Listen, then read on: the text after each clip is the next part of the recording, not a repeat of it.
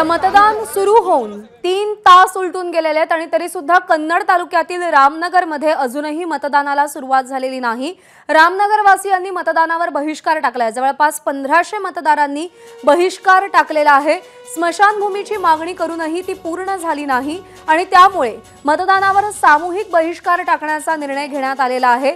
सध्या विविध मतदारसंघांमध्ये आपल्याला काटेकी टक्कर पाहायला मिळते। प्रत्येक मत महत्त्वाचं आणि अशामध्ये रामनगरमध्ये मतदानाला अजूनही सुरुवात झालेली नाही।